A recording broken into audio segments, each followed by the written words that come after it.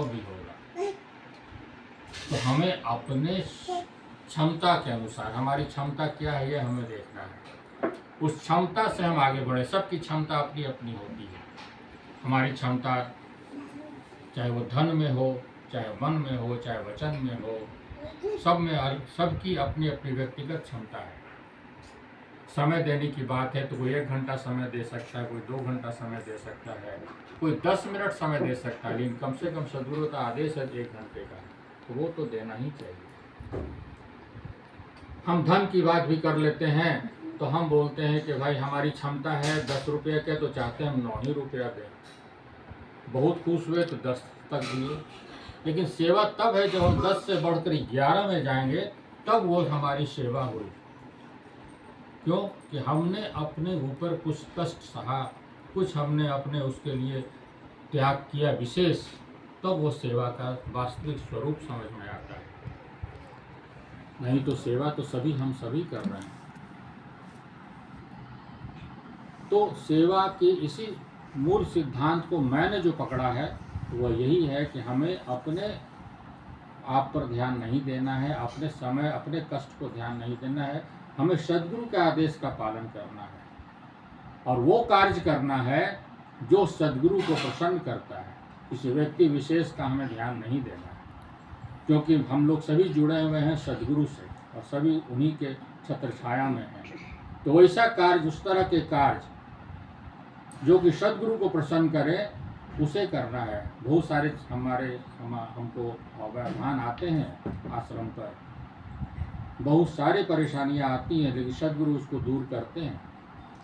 और मेरा open declare रहता है वहाँ पर, कोई भी बोलता है मैं बोलता हूँ मैं किसी व्यक्ति विशेष को प्रसन्न करने नहीं आया, मैं आया हूँ सद्गुरु को प्रसन्न करने के लिए। तो जो सद्गुरु को प्रसन्न करे वो कार्य मैं करता हूँ, चाहे वो व्यवधान कितना भी लोग डालते हैं, और सद्गुरु उस काम को सफल भी कराते हैं।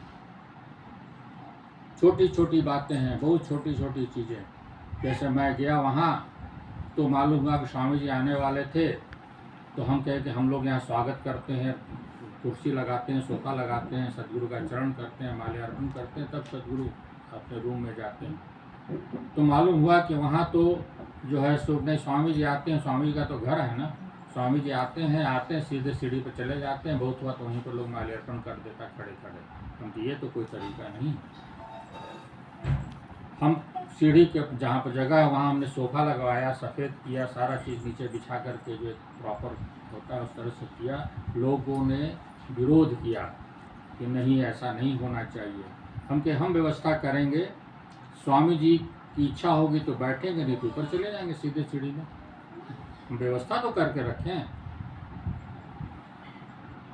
तो स्वामी जी आए, उनको लेकर हम सीढ़ी पर चढ़े हैं, हमने उनको इशारा किया सद्गुरु को बैठने के लिए। स्वामी जी बैठ गए, माता जी बैठ गए, संत पर बैठ गए, सभी लोग बैठ गए और सभी लोगों का वहाँ माल्यार्पण हुआ।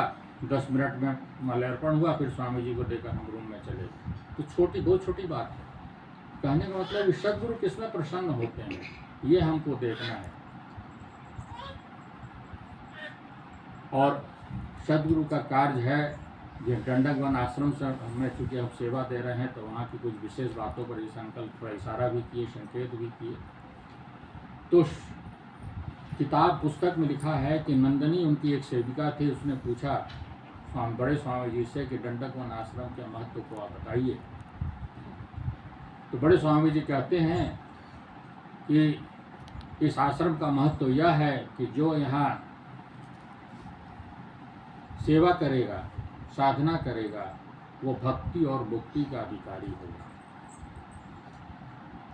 एक शब्द में उन्होंने कहा, लेकिन जहाँ हर जगह राइडर होता है ना, कुछ डिस्क्लेमर होता है, उसी तरह नीचे उन्होंने उसके बाद कहा, लेकिन छली कपटी नहीं। अर्थात हमको भाव शुद्ध मन से, बिना छल कपट के, किसी राजनीतिक विचारधारा को छोड़ते हुए समर्पण भाव से, सेवा भाव से, शुद्ध भाव से वहाँ पर सेवा करना है भक्त, तभी हम उसको आगे बढ़ सकते हैं। और ये हम शायद समझते हैं कि पूरे संत समाज में लागू रहना चाहिए कि हमें सेवा किस तरह से करना है, हमें साधना किस तरह से करना है, हमें किस तरह से रहना है।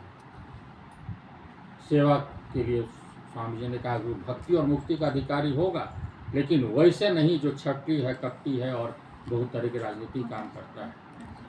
तो ये संकेत है। तो हमें इस पर विचार करना है कि हम सद्गुरु के शरण में समर्पण होकर सेवा और सत्संग करें, तभी लाभ होगा। अभी हम 3 स्वामी जी की मूर्तियां हैं जो वहाँ बदली गई है, गंडक